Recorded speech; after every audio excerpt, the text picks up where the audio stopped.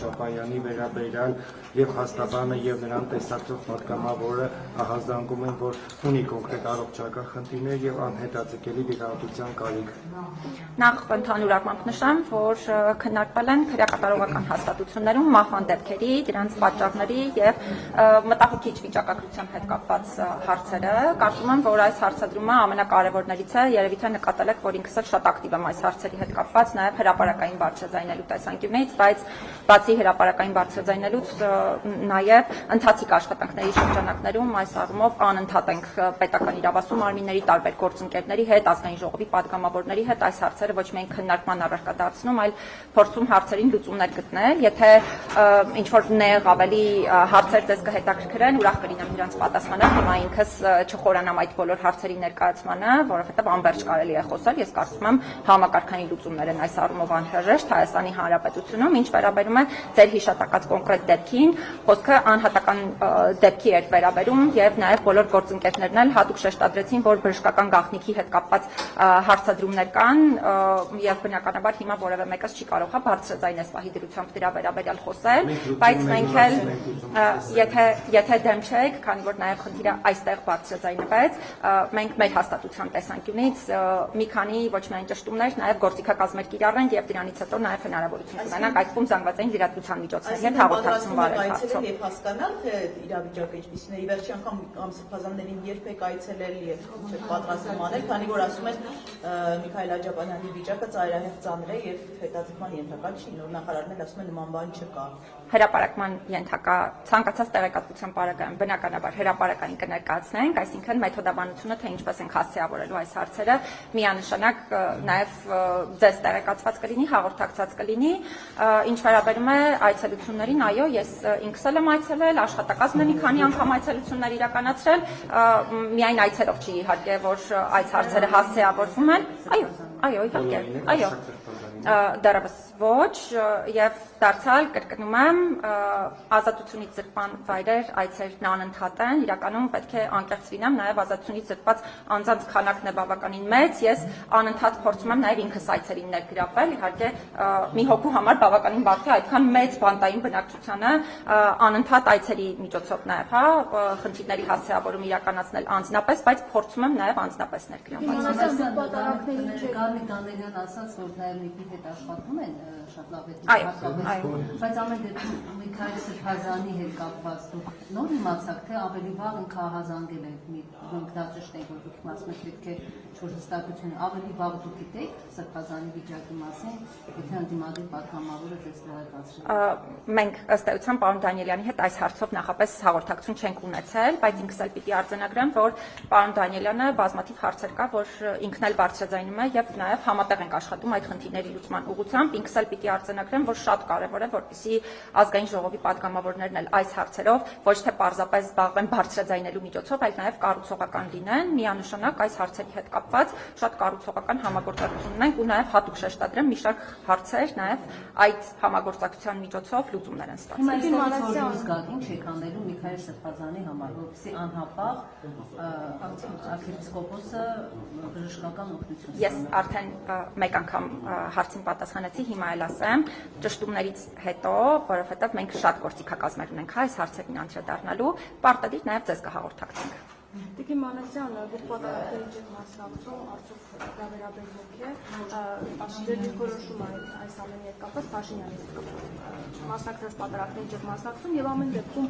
նաեւ այն հանգամանքին անդրադառնանք, որ ազգային անվտանգության ծառայության աշխատակիցները փակել կողպեկել են 7 եկեղեցու դուռը քիչ են տալիս, հետո հոգեվորականներին են մոտեցել, ավելի վաղ նրանց ասել, որ իրենք պատարագի ժամանակ կաթողիկոսի անունը զեղչեն,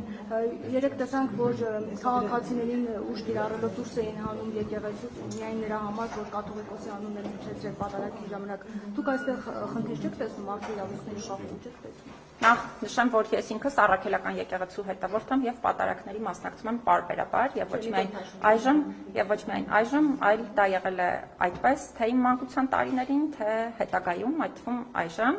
Ինչ վերաբերում է Ես կարծում եմ,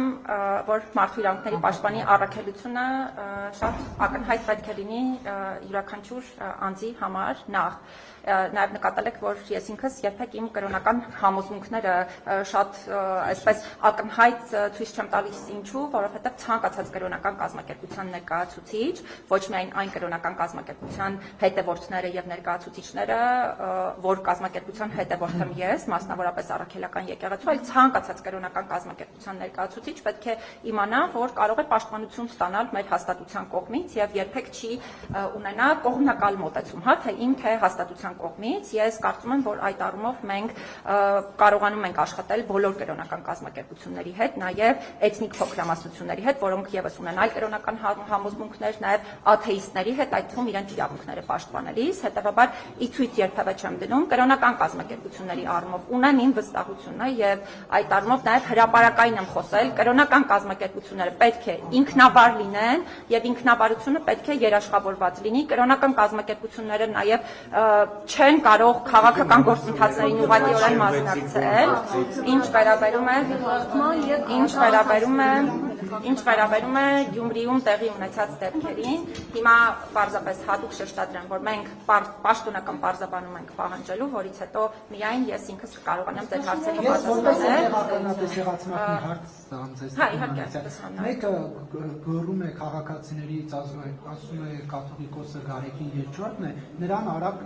եկեղեցու տարածքից հանում են մյուսը գոռում է կտրիչը կաթողիկոս չէ նրան մատով չեն գտնում սա արդյոք արդեն իսկ խտրական չէ եւ սրան մի արձագանք ուր է Ես կարծում եմ, որ հասարակական կարգը իհարկե մշտապես պետք է պահպանված լինի, բայց նաև մենք չենք կարող ունենալ երկակի չափանիշներ տարբեր անձանց կազմակերպությունների դերակատարների նկատմամբ։ Ես հիմա դեպքերը չեմ ուզում միայն այդ դեպքերի վրա կենտրոնանալ, որովհետև եթե մի իրավիճակը գնահատման արդյունքում նորից եմ կրկնում, իրավիճակների գնահատումը իրականում մի քանի հարց է ենթադրում, բայց եթե նույնանման իրավիճակում մեկի նկատմամբ այլ գործիք է կիրառվում, մյուսի նկատմամբ մեկ այլ գործիք, բնականաբար կարող է խոսք գնալ երկակի ստանդարտների մասին եւ մենք պետք է դրանից միանշանակ խուսափենք։ ՊՏՑ-ի հետ կխոսեք ոստիկանության Ես չեմ խոսելու, ես պաշտոնական գրագրություն եմ վարելու, որպեսզի ունենամ պաշտոնական պարզաբանումներ հարցերի հետ կապված եւ բնականաբար դրանից հետո հնարավորություն կունենանք շատ ավելի մանրամասն հարցի առնչությամբ խոսելու։ Ստեյցոն Փաշինյանը խոստովանում է, որ աշխատում են քահանաների հետ ուժային Սա ինչպես է գնահատում։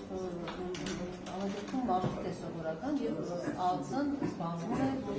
հայհարի անհրաժեշտ սա մարդու իրավունքների Եվ թեկուզ անգամ խնդրանքի անվան տակ արդեն այդ ԱԱՑ-ը եւ վաղ բան իրար հետ կապիկին մանած Սկսեմ նրանից, որ միանշանակ Հայաստանի Հանրապետությունում թե անվտանգության ծառայությունների, թե իրավապահ մարմինների աշխատանքի հետ կապված այդ թվում անհրաժեշտ է աշխատանքի մեթոդաբանություն, այո, փոփոխել, մշտապես խոսել եմ դրա մասին։ Ես տեղեկացված չեմ, հա, կոնկրետ դեպքերին բացառապես հայտարարությունների մակարդակով կարող եմ կոնկրետ դեպքերի վերաբերյալ խոսել, բայց դարձյալ, եթե որևէ կոնկրետ իրավիճակում մարդու իրավունք է սահմանափակվում, որը չունի որևէ օբյեկտիվ հիմք եւ հիմնավորում, կարելի է խնդիրների վերաբերյալ խոսել իհարկե, բայց քանի որ նաեւ հարցադրումները բարձրացրեցիք, մենք նաեւ նախորդ շաբաթվանից սկսել էինք ընդհանուր վերլուծություն իրականացնել, հիմա էլ դարձյալ է տեղեկատվությունները ստանալու արդյունքում հնարավորություն կունենանք խոսել այս բոլոր հարցերի